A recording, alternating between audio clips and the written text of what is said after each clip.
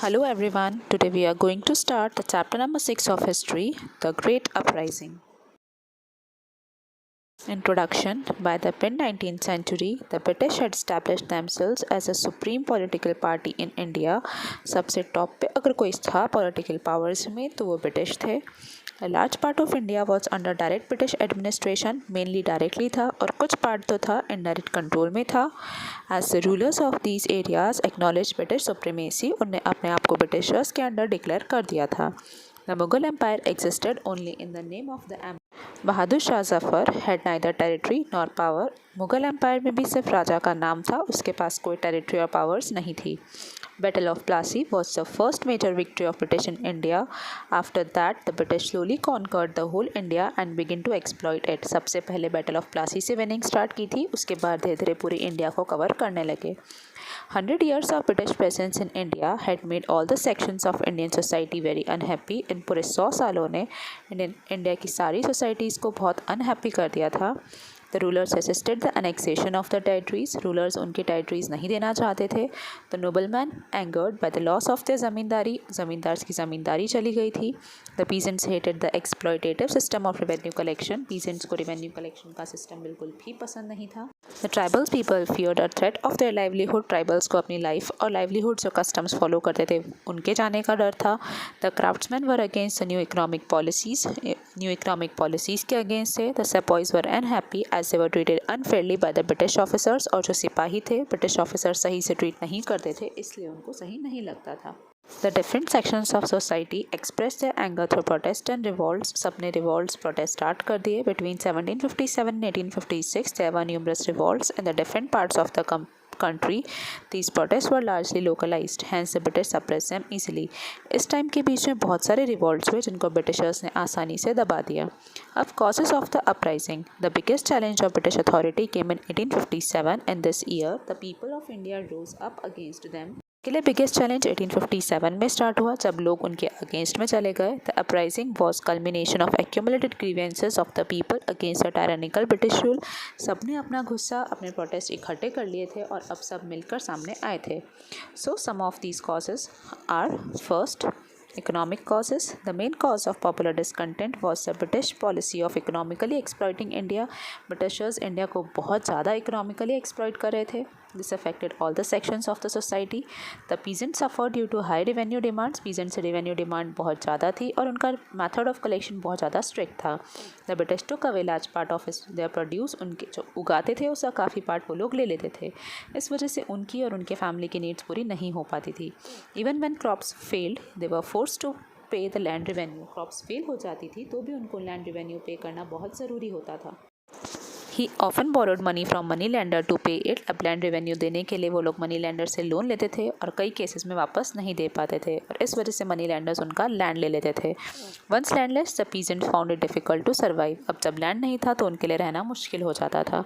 Second, artisans and craftsman were ruined by unfair competition. Competition बहुत ज़्यादा था क्योंकि ब्रिटेन में सारे गुड्स मशीन पे बनते थे और सस्ते थे.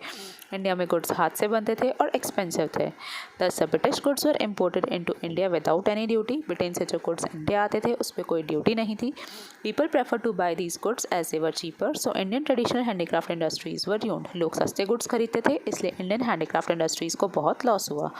The old ruling classes were displaced by the British. Old ruling classes को ब्रिटिशर्स ने हटा दिया. Due to withdrawal of the royal patronage, people who earned a living by following religious and cultural professions like priests, poets, musicians lost their source of livelihood.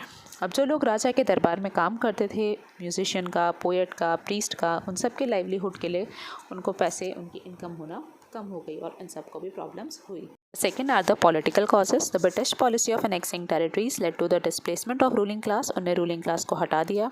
The rulers who accepted the terms of the subsidiary alliance lost their independence. जिसने subsidiary alliance accept की उसकी independence ख़त्म हो गई. उनकी आर्मीज ban हो गई. उनके कोर्ट में ब्रिटिशर की आर्मी रहने लग गई. कोर्ट में एक आदमी बैठने लग गया और ओवरऑल वो कंपनी पर डिपेंड हो गए. The strict enforcement of the policy of doctrine of lapse turned Rani Lakshmibai against the British. She led the revolt in Jhansi. अब किसी ने डॉक्ट्राइन ऑफ लैप्स के अकॉर्डिंग इन लोगों की किंगडम ब्रिटिशर्स ने लेने स्टार्ट कर दिया और इसी वजह से रानी लक्ष्मीबाई उनके अगेंस्ट में हो गई और झांसी से उन्हें रिवॉल्ट स्टार्ट किया. Awadh. Lord Dalhousie annexed Awadh in 1856. The annexation was greatly resented since the Nawab of Awadh has always been loyal to the British. ये चीज़ अवध के नवाब को पसंद नहीं आई क्योंकि वो ब्रिटिश के हमेशा लॉयल था, वफादार था. The annexation was seen as an act of betrayal and backstabbing by the British. उसको ऐसा लगा कि उन्हें पीठ के पीछे से वार किया है. It deeply hurt the sentiments of the people, particularly sepoys, because most of them were from Awadh. अब ब्रिटिश की आर्मी में बहुत सारे लोग अवध से ही थे, इस वजह से उन सब की फीलिंग्स बहुत हर्ट हुई और वो लोग भी उनके अगेंस्ट में चले गए. The next causes are social causes. The British passed a law banning sati and legalising widow remarriage. Britishers ने सती सिस्टम को बंद कर दिया और विडो रीमैरिज को वापस स्टार्ट कर दिया. Women's were encourage to take up western education. Women के लिए वेस्टर्न एजुकेशन स्टार्ट कर दी. Some sections of Indian society looked all these measures with suspicion. उनको ये सही नहीं लगे, उनको ये लगा कि हमारे कस्टम्स के अगेंस्ट में है. They interpreted them as example of interference in the country social customs. और उनको लगा वो हमारे कस्टम्स में इंटरफेयर कर रहे हैं. The social discrimination faced by the people due to British attitude of racial superiority also led to much resentment. Racial superiority मतलब blacks and whites. Indians blacks में लेते थे, वो खुद को whites मानते थे, तो इससे भी discrimination हो रहा था. For example, Indians were not allowed to travel in first class compartments in train. Train के फर्स्ट क्लास कंपार्टमेंट में इंडियंस ट्रैवल नहीं कर सकते थे. Educated Indians were denied promotions and the opportunity to be appointed to high post. जो Indians educated थे उनका promotion नहीं होता था और बड़ी पोस्ट उनको नहीं दी जाती थी. And the time came the educated Indians turn against the British. और इस वजह से एजुकेटेड इंडियंस भी ब्रिटिशर्स के अगेंस्ट में चले गए. Next are the religious causes. A major cause of uprising was the fear among the people that the company wanted to convert all Indians into Christianity. Indians को लगता था कि वो सबको क्रिश्चियन में कन्वर्ट करना चाहते हैं. The Christian missionaries were very active at this time. Christian missionaries बहुत एक्टिव थी और बहुत लोगों को कन्वर्ट भी कर रही थी. This conversions were taken as a proof of this fear. इस वजह से उनको इस चीज़ का बहुत डर लगता था. Thus a law pass in 1850 allowed Christian convert to inherit ancestral property. एक लॉ पास किया गया और बोला कि जो भी क्रिश्चियन में कन्वर्ट हो जाएंगे उनको अपने एंसेस्टर्स की प्रॉपर्टी मिल जाएगी. The belief that their religion was under threat united all sections of society against the British. अब सबको ये लगा कि हमारे रिलीजन के लिए थ्रेट है, इससे सारी सोसाइटीज़ यूनाइट हो गई और ब्रिटिशर्स के अगेंस्ट में आ गई. Next are military causes. Indian soldiers और sepoys form the bulk of the company's army in India. Mainly company की आर्मी में, ब्रिटिशर्स की आर्मी में इंडियंस थे. As they were a part of the society they too suffered the consequences of oppressive British rule. वो भी society में ही रहते थे, इस वजह से उनको भी सफ़र करना पड़ा. The annexation of Awadh angered them greatly. क्योंकि अवध में मोस्ट ऑफ उन्हीं अवध के लोग बहुत सारे थे आर्मी में, इस वजह से उनको बहुत ज़्यादा गुस्सा था. They had other grievances also. Religion के साथ साथ और भी तकलीफ़ें थी. First, the sepoys were paid much less than the British soldiers. उनकी सैलरी उनसे बहुत कम थी. They were treated unfairly by the British officers. और उनके साथ ब्रिटिश ऑफिसर्स अच्छा ट्रीटमेंट नहीं करते थे. All high post in the army were reserve for the British. सारी बड़ी पोस्ट ब्रिटिशर्स के लिए थी. Hence the scope of promotion for a sepoy was very limited. इसलिए प्रमोशन का स्कोप बहुत कम था. No Indians could rise higher than a subedar. और लास्ट पोस्ट इंडियंस के लिए सूबेदार थी, इससे ऊपर नहीं थी. The sepoys were not allowed to wear caste and religious marks. sepoys को कास्ट के या उनके खुद के रिलीजन के मार्क्स पहनने की, जैसे हम चेन्स पहनते हैं या ब्रेसलेट्स, रिंग्स पहनते हैं, भगवान जी का लॉकेट पहनते हैं, तो ये सब चीज़ें उनको पहनना अलाउड नहीं था. An act was passed that required the new recruits to travel overseas if needed. एक एक्ट पास हुआ जिसमें नए जो भी आर्मी में आ रहे थे उनको ओवरसी मतलब इंडिया से बाहर जाना पड़ सकता था. The Hindu sepoys resented this as according to a popular belief travel across the sea led to loss of caste. Hindus इसको नहीं मानते थे क्योंकि हिंदूज़ के अकॉर्डिंग अगर कोई अपनी जगह छोड़कर, अपना देश छोड़ कर के सी को ट्रैवल करके कहीं और जाता है तो वो उनके कास्ट के अगेंस्ट में है. The foreign service allowance और भत्ता which the sepoys got when they were sent to fight outside the country was discontinued. अब जो sepoys बाहर जाने को तैयार होते थे उनको एक अलाउंस मिलता था जिसको भत्ता बोला जाता था, वो भी ब्रिटिशर्स ने बंद कर दिया था. The last is intermediate cause. There was widespread discontentment against the British rule. By 1857 the stage was set for massive outbreak. Only a spark was needed to set the country ablaze. A rifle cartridge provided that spark. अब overall country में सभी Britishers के against में आ गए थे, तो सिर्फ एक चिंगारी की ज़रूरत थी और वो चिंगारी मिली उनको जो ग्रीस्ड कार्ट्रिज ब्रिटिशर्स लेकर आए थे उससे. तो अभी ग्रीस्ड कार्ट्रिजेस क्या थे? Grease cartridges incident. A new rifle has been introduced in the army at this time. It was called as Enfield rifle. Enfield का मतलब था जो जगह जहाँ पे राइफल्स बनी थी वो, और Pritchett का मतलब था जिसने ये बनाई थी वो. As Enfield was the place where it was manufactured and Pritchett was the person who has designed its bullet. The cartridges of this rifle were covered with a greased paper wrapper. उनको एक paper wrapper से cover किया गया था जो greased होती थी। The sepoys had to bite off the greased wrapper before loading the cartridge। अब उनको उसको अपने मुंह से खोलना पड़ता था राइफल में डालने से पहले, और ये जो ग्रीस था वो पिग्स और काउस की फैट से बना होता था। Hindus consider the cow sacred, Hindus के लिए काउ सैक्रेड थी, और मुस्लिम पिग्स को डर्टी मानते थे, तो वो पॉर्क नहीं खाते थे। इसलिए दोनों ही सेपॉयज इसके अगेंस्ट में चले गए। They felt that it was an attempt to make them outcaste. उनको लगा उनके रिलीजन के अगेंस्ट में है, उनको कास्ट से बाहर निकलवाना चाहते हैं, इस वजह से ऐसा कर रहे हैं। अब यही रीजंस बने जिससे अपराइजिंग स्टार्ट हुआ। So, beginning of the uprising, the first soldier to protest against the new cartridges was Mangal Pandey. Mangal Pandey बहुत फेमस है और सबने सुना है, तो सबसे पहले सोल्जर यही थे। वो he was a sepoy in the 5th company of the 34th native infantry regiment. Infantry मतलब पैदल चलने वाले, तो उनकी जो रेजिमेंट थी वो 34th रेजिमेंट में थे, और उस टाइम वो स्टेशन थे बैरकपुर में। On 29 March 1857, he fired at his British commander and asked the other sepoys to join him to end the rule of the company। उन्हें ब्रिटिश कमांडर पे अटैक कर दिया, फायरिंग स्टार्ट कर दी, और दूसरे सेपॉयज को बोला उनका साथ दो। He was soon arrested and hanged on 8th April। उनको अरेस्ट कर लिया गया और फांसी पे लटका दिया गया। The hanging of Mangal Pandey caused great unrest in army camps across India। इस वजह से पूरे आर्मी कैंप्स में ये बात फैल गई और सब गुस्से में आ गए। On 24th April 85, sepoys of 3rd Bengal Light Cavalry stationed at Meerut refused to use the cartridges। अब फिर 3rd Bengal Light Cavalry जो घोड़े पे वाले थे उन्होंने भी मना कर दिया, हम यूज़ नहीं करेंगे। On 9th May, they were publicly humiliated, dismissed from service and jailed। उनको भी हटा दिया गया और जेल में डाल दिया गया। This sparked off a mutiny among the sepoys। इसलिए सेपॉइज के बीच में लड़ाई हो गई। सेपॉइज ने लड़ाई स्टार्ट कर दी मेरठ से। On 10th May, these soldiers raised the banner of revolt। They killed the British officers। उन्हें ब्रिटिश ऑफिसर्स को मार दिया। Released the imprisoned sepoys। जो सेपॉइज जेल में थे उनको छुड़वा दिया। Seized army and ammunitions। उनके आर्म्स एम्यूनिशन सब ले लिए। And set fire to British properties। और ब्रिटिश प्रॉपर्टीज के आग लगा दी। This was the beginning of the biggest armed resistance since establishment of company राज। और कंपनी ने इंडिया में जब से राज शुरू किया था तब से ये इतना बड़ा पहला रेसिस्टेंस था। The sepoys then set off for Delhi। उसके बाद वो दिल्ली के लिए निकले। After traveling all night, they reached Delhi the next morning। अगले सुबह वहाँ पहुँच गए। Here the sepoys belonging to regiment station at Delhi joined them। उन्हें दिल्ली के sepoys ने भी join किया। The sepoys then took control of Delhi। They declared Bahadur Shah Zafar as emperor of India and their leader। उनने दिल्ली को कंट्रोल लिया और बहादुर शाह जफर को अपना लीडर डिक्लेयर किया। Spread of uprising from Meerut and Delhi। The uprising soon spread to other places in northern and central India। Meerut और दिल्ली से ऊपर northern and central India में फैल गया। It was particularly strong in Kanpur, Lucknow, Jhansi, Bareilly, Gwalior, Faizabad and अराह। There were uprising in other areas also, even in places where no uprising occurred before। दूसरी जगह जहाँ आज तक कभी फाइट स्टार्ट नहीं हुई थी वहाँ भी स्टार्ट हो गया। At most places, the civilians also joined the sepoys। Normal लोगों ने, आम लोगों ने भी ज्वाइन किया। Where they actually did not participate, they helped the rebels by giving them food and shelter। और जहाँ लोगों ने पार्टिसिपेट नहीं किया उन्हें सेपॉइज को फूड और शेल्टर देने में हेल्प की। Next is Lucknow. In Lucknow the residency was the scene of the major battle. सबसे बड़ी स्टार्ट हुआ था रेसिडेंसी से। On 31st May 1857, the sepoys led siege of the residency. Residency portion को सीज कर दिया। The British soldiers inside the residency held on for more than 5 months। जो residency के अंदर थे वो 5 महीने तक अंदर ही कैद रह गए। On 23rd November, the residency fell into the hands of the sepoys. 23rd November को रेसिडेंसी सेपॉइज के हाथ में आ गई। This held on to it till 16th March 1858। और 16th मार्च तक उनके पास ही थी। अलग अलग जगह पे अलग अलग लीडर्स थे, तो उनमें से कुछ लीडर्स हैं। इन दिल्ली बख्त खान लेड द रिबेल सेपॉइज। सेपॉइज को लीड दिल्ली में बख्त खान ने किया। इन Kanpur Nana Saheb proclaimed himself Peshwa। His troops were led by Tatya Tope and Azimullah।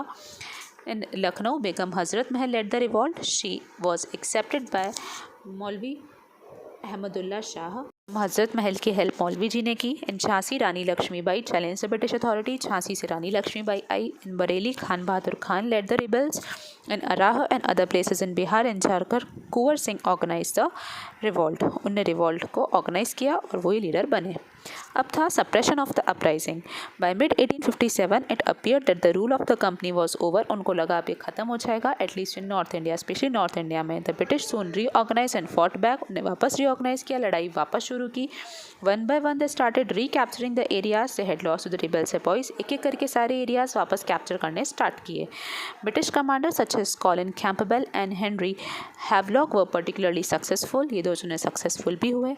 In September 1857, the British forces recaptured Delhi. उन्हें दिल्ली वापस ले लिया. This was a big blow to the rebels. Bahadur Shah Zafar was taken prisoner and deported to Rangoon. Bahadur Shah Zafar को बंदी बना लिया, उनको Rangoon ले गए, जो आज की डेट में यंगून बोला जाता है, बर्मा में, जो म्यांमार में है. With this, the rule of the Mughals ended officially. और मुगल्स का रूल खत्म हो गया. Despite losing Delhi, the rebel soldiers continued to fight, but the British now had to upper hand. Takht Khan, Rani Lakshmibai, Khan Bahadur Khan and Kunwar Singh died. ये चारों मर गए. Nana Saheb and Begum Hazrat Mahal escape to Nepal and continue to struggle. ये दोनों जने नेपाल चले गए. तात्या पे अरेस्ट हो गए और उनको फांसी दे दी गई. So with in a year and half the British had completely suppress the uprising. लगभग आधे पौने साल के अंदर उन्हें सब कुछ खत्म कर दिया. The British use terror to prevent another such revolt. उन्हें डराना शुरू कर दिया. The rebels were tied to the mouth of cannon and blown off. अब जो रिबल्स उन्हें अरेस्ट कर लिए थे, उनको तोप के मुंह के आगे बांध देते और उनको उड़ा देते थे, मतलब मार देते थे. Innocent civilians were mercilessly killed on the large scale. जो नॉर्मल सिविलियंस, जो आम लोग उनके वहाँ रहते थे, उनको भी मारना शुरू कर दिया बुरी तरह से. Even small children were subject to inhuman cruelties. Sometime entire villages were burned down and depopulated. लोग बच्चों को भी मारते थे और कई बार पूरे विलेजेस जला देते थे. Now, why did the uprising fail? The revolt of 1857 was a big challenge. It failed due to many reasons. एक बहुत बड़ा चैलेंज था, पर कुछ वजह से ख़त्म हो गया, फेल हो गया. First, the revolt did not spread to all parts of the country. पूरे इंडिया में नहीं फैला. It was supported by all groups and sections of society. उसको सब ने सपोर्ट नहीं किया. Many Indian rulers refused to help the rebels. कुछ इंडियन रूलर्स ने हेल्प करने से मना कर दिया. Some were openly hostile to them and helped the British to suppress the revolt. कुछ उन्हीं के अगेंस्ट में चले गए और ब्रिटिशर्स का साथ दिया. The revolt was not organise properly. ढंग से ऑर्गेनाइज नहीं हो पाया. अलग अलग जगह से अलग अलग टाइम पे स्टार्ट हुआ, एक साथ कोऑर्डिनेटेड नहीं था. The rebels had no proper ideology और प्रोग्राम. कोई पर्टिकुलर आइडियोलॉजी, एक पर्टिकुलर आइडिया नहीं था. The leadership of the movement was weak. Leader कोई फिक्स नहीं था, लीडरशिप वीक थी. Most of the leaders for to liberate their own territories. सब अपने अपने राज्य को, अपने अपने टेरिटरीज को फ्री करवाना चाहते थे. No national leader emerge to coordinate the movement. कोई भी एक नेशनल लीडर नहीं था, इसलिए मूवमेंट कोऑर्डिनेट नहीं हुआ. And give it a purpose and direction. तो किसी ने एक पर्टिकुलर डायरेक्शन नहीं दी. The rebels were short of weapons and finances. इनके पास इतना पैसा, इतने वेपन्स, बंदूक, तलवार वगैरह नहीं थी. The company's army had access to modern weaponry and unlimited funds. बल्कि कंपनी के पास बहुत वेपन्स थे और फंड्स भी बहुत ज़्यादा था. इस वजह से अपराइजिंग जो रिबल स्टार्ट हुआ था वो फेल हो गया. Next is nature of the uprising. British historians referred the uprising as a sepoy mutiny. Britishers ने इसको सिपाहियों की द्वारा लड़ाई शुरू की गई कहा. Means a few English East India Company sepoys revolted. कुछ sepoys ने उनके अगेंस्ट में रिवॉल्ट कर दिया. This suggests that uprising was long-lasting and as widespread as this cannot be explained by just the disaffection that grease cartridges caused among the sepoys. Research के according इतनी ही सी चीज़ से इस चीज़ को नहीं बताया जा सकता. रिवॉल्ट स्टार्ट सेपॉय म्यूटिनी से हुआ था, पर धीरे धीरे सभी सेक्शंस के लोगों ने साथ दिया था. The revolt begin as a mutiny by the sepoys, but it was soon supported by the people from all sections of society. The participation of peasants and artisans made the revolt a wide spread and a popular uprising. Peasants ने, artisans ने, craftsman ने सबने साथ दिया. इस वजह से ये काफ़ी बड़े लेवल पे फैल गया. In some regions the common people revolted much before the sepoys displayed their rebellion intent. कुछ एरियाज़ में कॉमन लोगों ने पहले ही रिवॉल्ट स्टार्ट कर दिया था, तब तक सेपॉयज ने भी स्टार्ट नहीं किया था. All this shows that it was a popular revolt. इससे ये पता चलता है कि रिवॉल्ट बहुत पॉपुलर था. It was characterize by Hindu Muslim unity. Hindus Muslim सब यूनाइट हो गए थे. They fought and unity existed among them. सबने साथ लड़े. Seeing the spread of the revolt and the participation of people, Indian historians have termed it as the first war of independence. Revolt को देखते हुए और लोगों के participate करते हुए historians ने इसको नाम दिया first war of independence. अब uprising के बाद में क्या हुआ, आगे हम वही देखते हैं. After the uprising, British policies in India and events, major changes after 1858. इनने बहुत सारे चेंजेस कर दिए अपनी पॉलिसीज़ में. All these changes were made to strengthen their hold over India and prevent another countrywide uprising. इनने ये इसलिए किया ताकि वो इंडिया में अपनी ताकत को, अपनी पावर्स को और स्ट्रॉन्ग बना सके और वापस ऐसी अपराइजिंग स्टार्ट नहीं हो. In August 1858, the British Parliament passed an act by which the rule of English East India Company in India came to an end. British parliament ने एक्ट पास किया जिससे इंग्लिश ईस्ट इंडिया कंपनी का rule ख़त्म हो गया. अब सारी power चली गई थी क्राउन, मतलब रानी के हाथ में. All policies concerning India were to be framed by the government in Britain. सारी पॉलिसीज जो इंडिया में चलेगी अब ब्रिटिश गवर्नमेंट फ्रेम करेगी। The British government accept direct responsibility for ruling India. उन्हें डायरेक्ट रिस्पॉन्सिबिलिटी ले ली इंडिया पर राज करने के लिए। By the act of 1858 a minister of British cabinet was appointed to manage the affairs in India. एक ब्रिटिश कैबिनेट का ही मिनिस्टर अपॉइंट किया गया और उसको बोला गया secretary of state. He was to be assisted by an advisory body called the Indian Council। उसका साथ देने के लिए एक इंडियन काउंसिल रखी गई।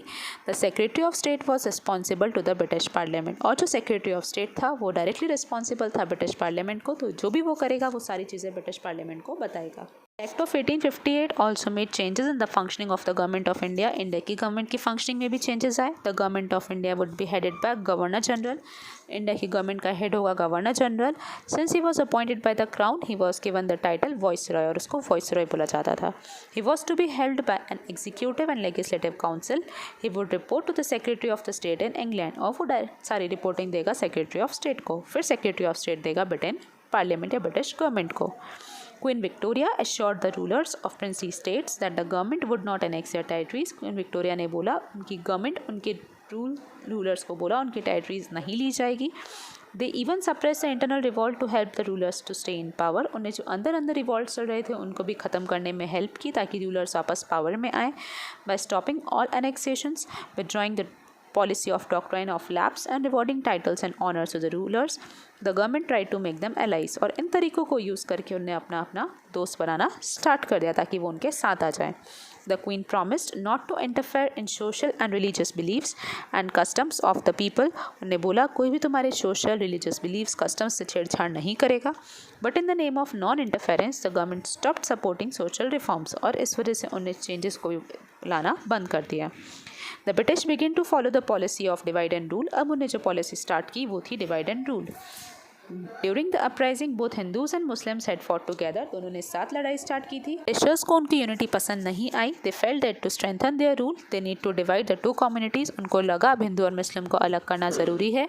दे accuse the Muslims of instigating the uprising. उनको बोला कि ये जो रिवॉल्ट था इन्हीं लोगों ने स्टार्ट किया। And began discriminating against them, और उनके अगेंस्ट में डिस्क्रिमिनेशन स्टार्ट किया। अब जो आर्मी में चेंजेस किए थे वो थे changes in the army was reorganise to prevent another revolt. उसको इस तरह से किया कि वापस रिवॉल्ट स्टार्ट नहीं हो। The ratio of Indian soldiers to European soldiers was raised. European soldiers ज़्यादा कर दिए। It was fixed at 1 to 2 in the Bengal army, हर एक पे 2, and 2 to 5 in the Bombay and Madras army, हर 2 पे 5। इस तरह से उन्हें कर दिया। All strategic positions were to be held by European troops. Mainly सारी पोजीशंस यूरोपियंस को दी। And decision such as the artillery were totally in the hands of the troops. कौन क्या करेगा, कितने वेपन्स वगैरह होंगे, सब यूरोपियंस के हाथ में था। No Indians could became an officer. कोई भी इंडियन ऑफिसर नहीं बन सकता था। The concept of martial and non martial races were also created. Martial में होते थे जो फाइटिंग के लिए सही थे, और नॉन मार्शल को माना जाता था unfit for fighting. The Sikhs Pathans and Gurkhas were declared martial. इनको मार्शल रखा गया। People from these races began to be recruited in the army in large number। इनमें से बहुत से लोगों को आर्मी में लिया गया। People who belonged to the regions where the revolt was strong, such as Awadh, Bihar and Central India, were declared non-martial। और इन सबको बोला गया कि ये लोग फाइटिंग के लिए फिट नहीं है ताकि वहाँ पे अपराइजिंग वापस नहीं हो। They were kept out of the army। और उन सब लोगों को आर्मी से बाहर रखा गया। तो ये था फर्स्ट रिवॉल्ट ऑफ इंडिपेंडेंस 1857 में जो स्टार्ट हुआ था। So this was the chapter. Thank you everyone.